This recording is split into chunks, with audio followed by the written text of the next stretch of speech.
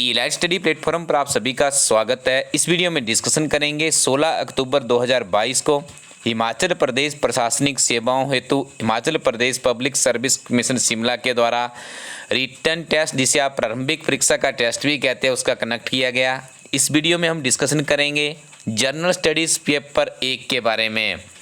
आपको ज्ञात होगा पिछले करीब 3-4 वर्षों से इलाइट स्टडी टीम आप लोगों के लिए विभिन्न तरह के करंट अफेयर्स अध्ययन सामग्री लेकर आती है।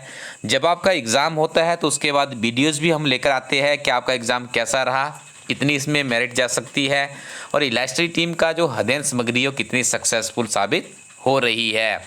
तो इस वीडियो में हम डिस्कशन करेंगे जनरल स्टडीज़ पेपर 1 के बारे में। तो यहाँ पे हम आपको पहले इसके आंसर भी बताएंगे। अभी हो सकता है कुछ आंसरों में आपको कोई त्रुटि भी मिल जाए, क्योंकि ये आंसर हमारी टीम की ऑब्जर्वेशन के आधार पर ही क्रिएट किए गए हैं। दूसरा, हम आपको ये भी बताएंगे कि इलाइट स्टडी टीम की जो बुक्स थी वो कितनी सहायक साबित हुई है। तो इस वीडियो की शुरुआत करते हैं पहले प्रश्न से। इस वीडियो में जो हम ये डिस्कशन करने जा रहे हैं ये इसमें सीरीज़ बी है। तो सबसे पहला प्रश्न देखिए, यहाँ पे बी सीरीज़ में हिस्ट्री से संबंधित प्रश्न पूछे गए थे। तो सबसे पहले ये पूछा गया था, आपको ये बताना है कि एक मंदिर है उसका निर्माण किसने करवाया था। यदि आपने बहुत ही डीप स्टडी की है तभी आप इसका उत्तर दे सकते थे, अदरवाइज थोड़ा सा डिफिकल्ट हो सकता था। तो इस प्रश्न का उत्तर था चोल राजा राजराज 2 के द्वारा। सेकंड क्वेश्चन है निम्नलिखित इस किताबों के ऊपर था, आपको यहाँ पे बताना था कि कौन सी ऐसी किताब है जो प्रसिद्ध कवि थे वास्त उनके द्वारा नहीं लिखी गई थी। यदि हम वीडियो को ये आपको कंटिन्यू करने से पहले भी बता देते कि ये पेपर आप ऐसा नहीं मान सकते कि ये सरल पेपर था या मध्यम वर्ग का था या बहुत ही डिफ़िकल्ट था, क्योंकि पिछले वर्ष भी हमने देखा था, पिछले वर्ष से ही ये शुरुआत की गई है Himachal Pradesh public service commission Shimla के द्वारा कि जो आईएएस का पैटर्न है उसको ज़्यादा फॉलो करने का प्रयास यहाँ पे किया गया है। तो इस पेपर में भी यदि आप देखेंगे तो ये पेपर इतना सरल नहीं था। जो इवैल्यूएशन पिछली मेरिट की है, इस बार हम इतना ज़रूर कह सकते हैं कि इसमें मेरिट पिछले वर्ष की तुलना में कम जाएगी। तो सेकंड प्रश्न था, उसमें ये पूछा गया था आपसे कि किताबों के बारे में आपने बताना कौन सी किताब उन्होंने नहीं लिखी थी। तो यहाँ पे हम आपको ऐड कर दें इस प्रश्न का जो सही उत्तर जो हमारी टीम को लगा है वो ऑप्शन डी में इसका सही उत्तर है। इस बार देखिए, यदि आप यूजीसी नेट या सेट के पेपर देते हैं तो उसमें भी आपको देखने को मिलता है कि ये जो क्वेश्चन मैचिंग के क्वेश्चन बहुत ज़्यादा वहाँ पर आते हैं। तो यहाँ पर भी देखिए बहुत से ऐसे प्रश्न आए हुए थे जो यूजीसी नेट की परीक्षा होती है आईएएस की पैटर्न को टच कर रहे थे। तो क्वेश्चन नंबर 3 में आपसे पूछा गया था, कुछ विदेशी यात्री थे और उनके संबंधित देश थे, तो आपको बताना था कि इसमें कौन सा सही नहीं है। बहुत से बच्चों ने आज गलती की है। एग्जामिनर ने बहुत ही शार्प तरीके से इस पेपर में पूछा था क्या सही है क्या नहीं है। मतलब जो एक एचएस ऑफिसर में जो एक एबिलिटी वर्तमान समय में होनी चाहिए उसका एक बहुत ही अच्छे तरीके से इस एग्जामिनेशन के माध्यम से इवैल्यूएशन का प्रयास किया गया था। तो आपको हर प्रश्न को पढ़ना था, उसके बाद ही उसका उत्तर निकालना था। तो यहाँ पे इस प्रश्न का सही उत्तर हो सकता है हमारी टीम की ऑब्जर्वेशन के अनुसार ऑप्शन ए। अगला प्रश्न है तारिक ए राशिदी पुस्तक के लेखक कौन थे। तो यहाँ पे हम आपको बताना चाहेंगे इस किताब के जो लेखक थे Mirza Haidar Dughlat. Indian Association for the Cultivation of Science 1876 का संस्थापक कौन था। तो इसका सही उत्तर होगा ऑप्शन बी, महेंद्र लाल सरकार के द्वारा यह किताब लिखी गई थी। अगले प्रश्न में क्वेश्चन नंबर 6 में आपसे पूछा गया है कि भारत का उदारक कहाँ और उसके शासनकाल को भारत में स्वर्ण युग का आरंभ हुआ। तो इसका आप उत्तर करेंगे ऑप्शन ए। अगला प्रश्न भी उससे मिलता जुलता ही था और उसका उत्तर भी ऑप्शन नंबर बी में आपको मिल जाएगा। बहुत ही डीप अध्ययन की यहाँ पे आवश्यकता थी। क्वेश्चन नंबर 8 का जो सही उत्तर है ऑप्शन नंबर डी है।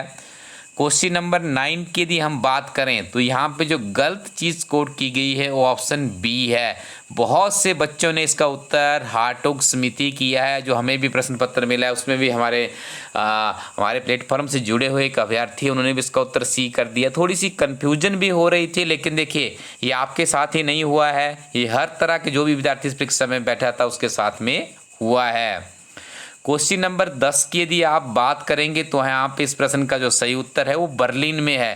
देखिए कई बार यदि आप इलायची टीम की कोई भी किताब आप परचेज करते हैं जिसमें आपको यदि हिस्ट्री आप देखेंगे तो ये प्रश्न हमारी टीम के द्वारा भी वहाँ पे दिया गया है कि लाला हरदयाल और उनके साथियों के द्वारा जो भारतीय स्वतंत्रता समिति की स्थापना की गई थी ये बर्लिन जर्मनी से की थी। ठीक है, बहुत ही सरल प्रश्न था लेकिन बहुत से अभ्यर्थियों ने इसका उत्तर गलत किया है।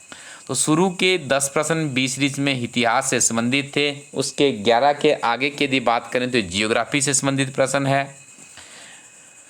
मिलाप हिमनद स्थित है तो इसका सही उत्तर होगा ऑप्शन डी, कुमायूं गढ़वाल क्षेत्र से संबंधित है। क्वेश्चन नंबर 12 का जो क्वेश्चन नंबर 12 में यदि आप आगे बढ़ेंगे तो यहाँ पे आप देखेंगे आपसे पूछा गया था जोजिला जो ये है कहाँ पे पड़ता है, ये भी देखिए कुमायूं हिमालय में ही पड़ता है। 11 का जो उत्तर था वो ऑप्शन डी में है, कुमायूं गढ़वाल क्षेत्र। ठीक है जी। इसके बाद क्वेश्चन नंबर 13 की यदि हम बात करें तो यहाँ पे पूछा गया है कि वाडीनार तेल शोधक, बहुत से बच्चों ने जो हमें अभी तक मैसेज मिले हैं उन्होंने रिप्लाई किया है, उसका उत्तर ऑप्शन ए में, लेकिन इसका जो सही उत्तर है वो ऑप्शन सी है। तो ये आपको याद रखना है। निम्नलिखित में से कौन सा राष्ट्र स्थल सीमा से घिरा हुआ है, तो बोलीविया है। ऐसे अक्सर हमारी टीम आपको पढ़ाती थी कि जो सेंट्रल एशिया के देश है जिसमें कजाकिस्तान, किर्गिस्तान, उज्बेकिस्तान, तुर्कमेनिस्तान जो ये कंट्रीज आती है ये सारी के सारी किसके साथ में है, इनकी जो बाउंड्रीज है लैंड लॉक्ड मानी जाती है। लेकिन यहाँ पे थोड़ा सा हटके प्रश्न पूछा गया था तो इसका सही उत्तर ऑप्शन बी में है। क्वेश्चन नंबर 15 में आपसे पूछा गया है बेलरिक द्वीप समूह कहाँ पर है, तो आप इसका उत्तर करेंगे ऑप्शन ए। अगले प्रश्न का सही उत्तर ऑप्शन बी होगा। सरल प्रश्न है, जिन्होंने थोड़ी सी सीरियस तैयारी की है तो उसका सही उत्तर दे सकते थे।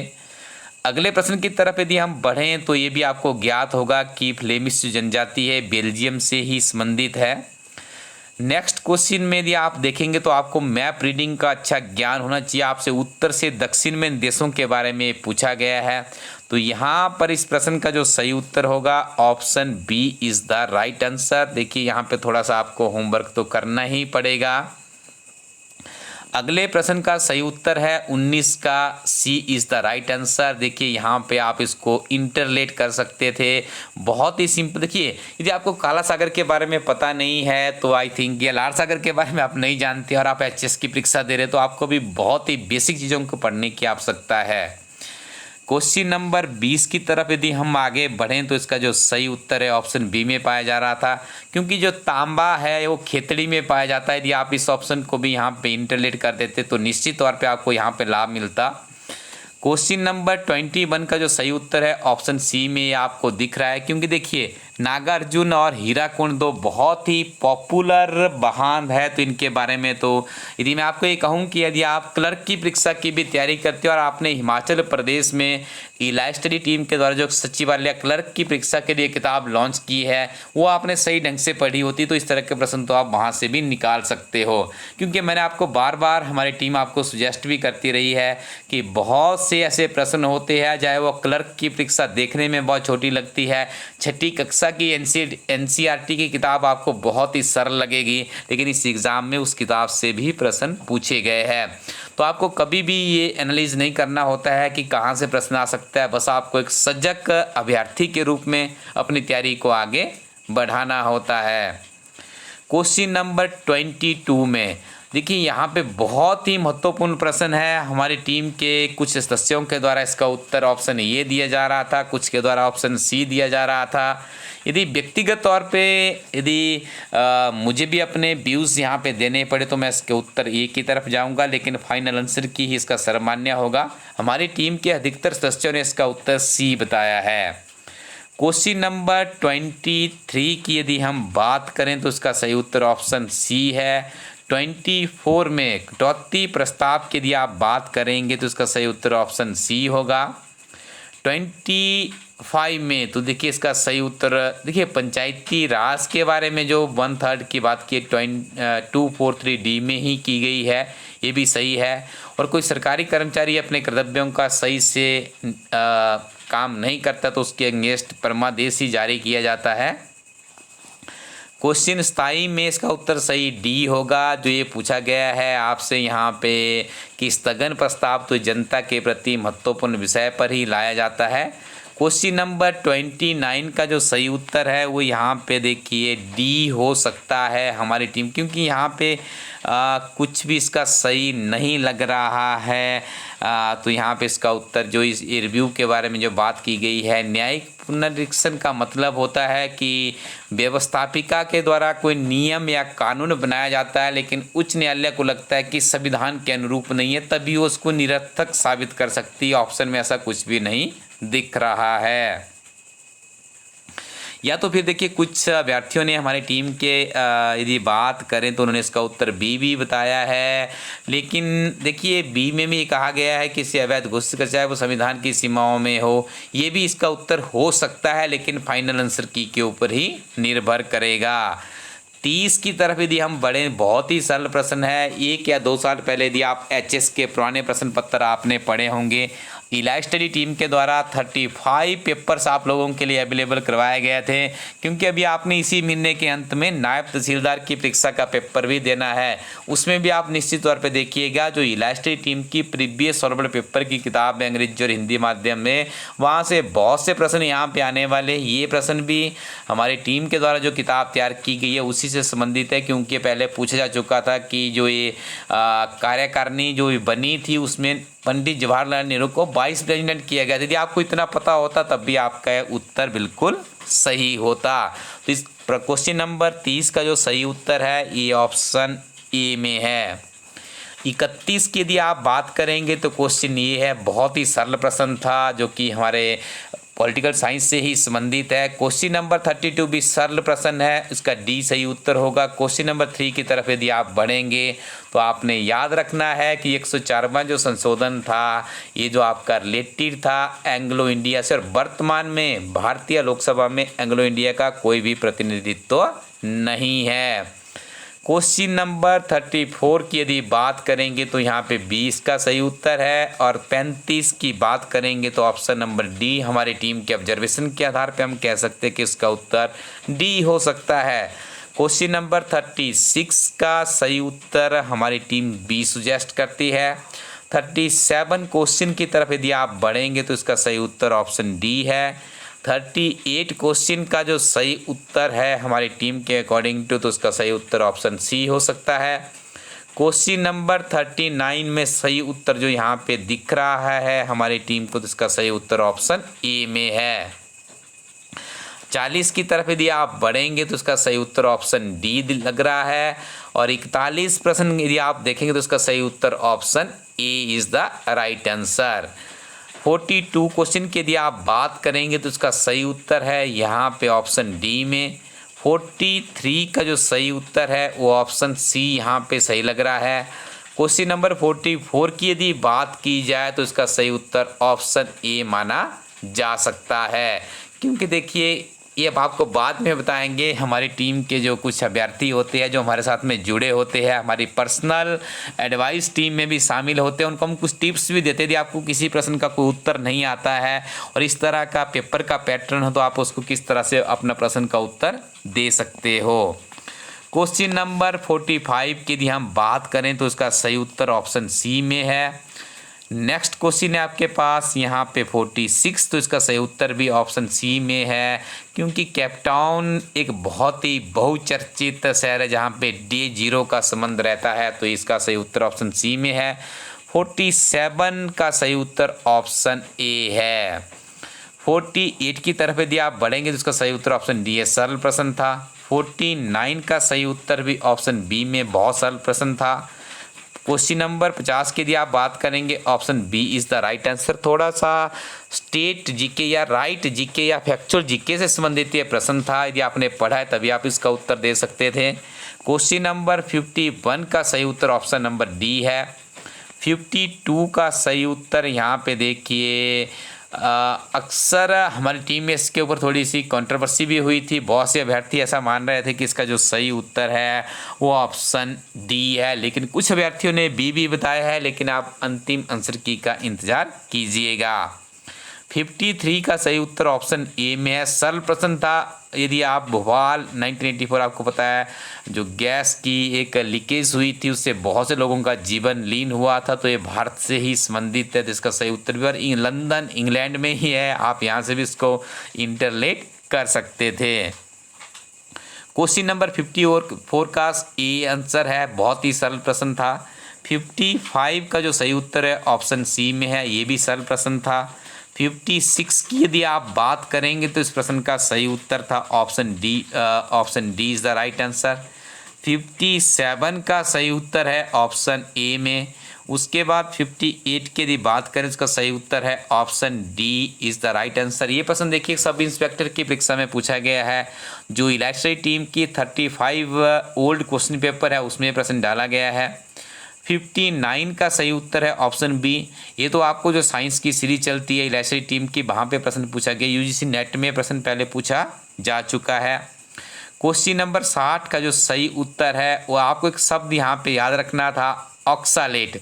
लेकिन देखिए हमारे अभ्यर्थी ने भी यहाँ पे इस प्रश्न का उत्तर गलत किया है क्योंकि उसको मैग्नीशियम लगा, जबकि जो पथरी का संबंध है वो कैल्शियम ऑक्साइड से है, मैग्नीशियम से नहीं है। 61 का सही उत्तर ऑप्शन ए में है। 62 की यदि आप बात करेंगे तो सही उत्तर इसका ऑप्शन डी है, सरल प्रश्न था। 63 का सही उत्तर ऑप्शन ए में है, क्योंकि देखिए यदि थोड़ा सा भी यदि आपको ज्ञान होगा तो आपको ज्ञात होगा कि जो रेडियो तरंगे है वो स्लो होती है, उसके बाद माइक्रो तरंगे आती है, उसके बाद फिर एक्सरेज और उसके बाद एक गामा वाली आती है। 64 की यदि आप बात करेंगे तो इसका सही उत्तर ऑप्शन सी में है, ये सरल प्रश्न था, यदि छठी या सातवीं के एनसीईआरटी में आपको मिल जाएगा। 65 का जो सही उत्तर है ऑप्शन सी में है, ये भी सरल प्रश्न था। देखिए कई बार एग्जामिनेशन ने आपका जो बहुत यदि आप हक्कु प्रवृत्ति के वो भी यहाँ पे चेक करने की कोशिश नहीं की है, एग्जामिनर ने ये देखा है कि आप इन ऑप्शनों में से सही उत्तर को कैसे निकाल सकते हैं, ये भी यहाँ पे प्रयास देखने को मिला है। तो 66 का सही उत्तर ऑप्शन बी में है। 67 की यदि आप बात करेंगे तो इसका सही उत्तर ऑप्शन सी में है। 68 का सही उत्तर डी है। 69 की तरफ यदि आप आगे बढ़ेंगे तो उसका सही उत्तर यहाँ पे ऑप्शन बी में लग रहा है, जो कि हिमाचल से संबंधित है। और 70 की तरफ यदि 70 क्वेश्चन का सही उत्तर ऑप्शन सी है। बस आपको यहाँ पे एक चीज़ पकड़नी थी, यदि आपने हिलास्टडी टीम में के.एस. ठाकुर सर की किताब आती है हिमाचल प्रदेश एक समग्र अध्ययन, बहुत ही बेहतरीन किताब है, हो सकता है आज की डेट में आउट ऑफ स्टॉक हो। इसका एक स्मॉल वर्जन भी निकाला गया है जो कि हिंदी और अंग्रेजी वर्जन में, उसमें भी ये प्रश्न दिया गया है।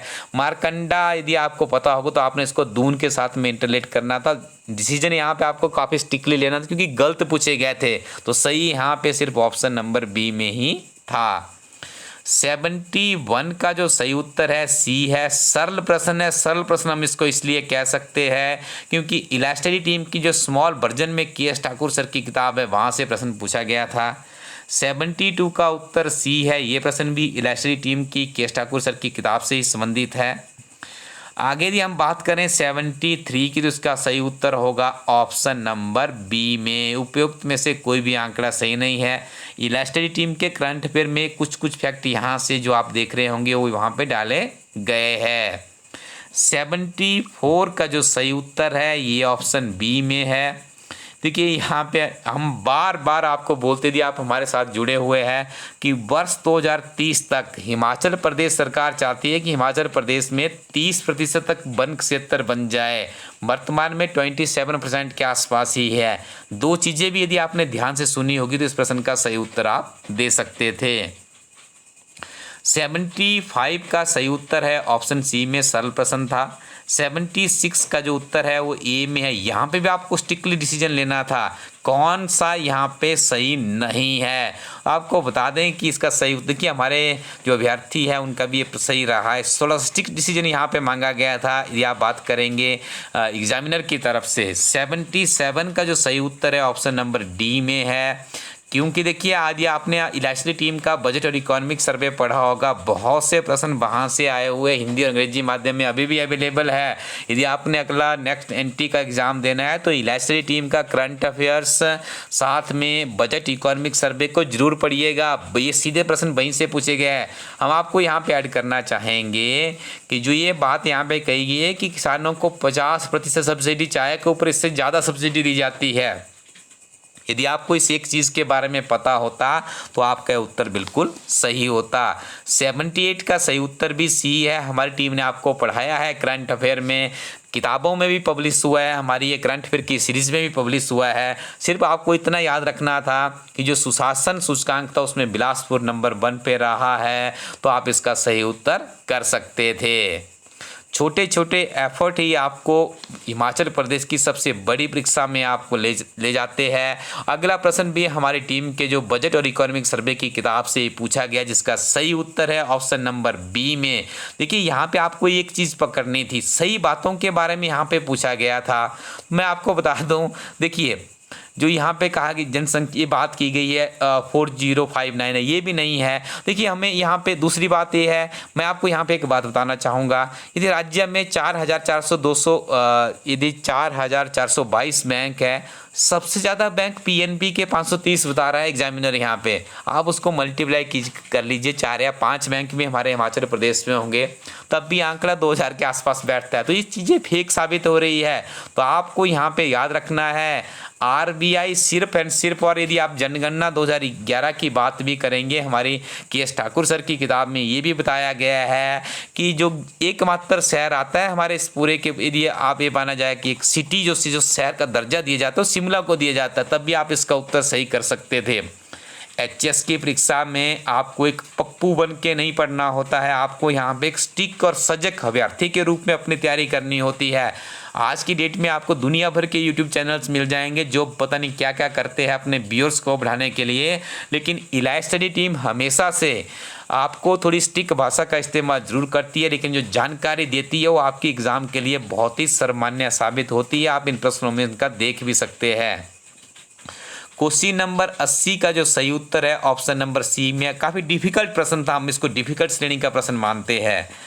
81 की यदि आप बात करेंगे तो सही उत्तर इसका ऑप्शन नंबर बी में है। सरल प्रश्न था, आप इसको देखिए टिप्स है, कभी आप कमेंट सेक्शन में बताइएगा, हम आपको इन प्रश्नों का एक बहुत ही सरल टिप्स भी बता सकते हैं कि आप इसका उत्तर। देखिए हमारे अभ्यर्थी ने मुझे सबसे पहले आकर के यही बात बताई कि सर इसका जो मैंने उत्तर किया है, एक लॉजिक जो आपने बताया था उसके आधार पर किया। देखिए इसने टिक भी किया है, यदि आप इसका आंसर देख रहे होंगे, दोनों ऑप्शनों को सिमिलर देखा है और उसमें से एक उत्तर कर दिया है। हो सकता है अभ्यर्थी का उत्तर गलत भी जा सकता था, लेकिन उसको आता ही नहीं था तो उसका सही उत्तर बन गया है। और ये प्रश्न बहुत ही कम अभ्यर्थियों का सही हुआ होगा, और मेरिट में वही लोग आएंगे जिनका इस तरह से जो प्रश्न अधिकतर अभ्यर्थियों का गलत हुआ होगा और जिस अभ्यर्थी का सही हुआ होगा उसे ही मेरिट मिलेगी।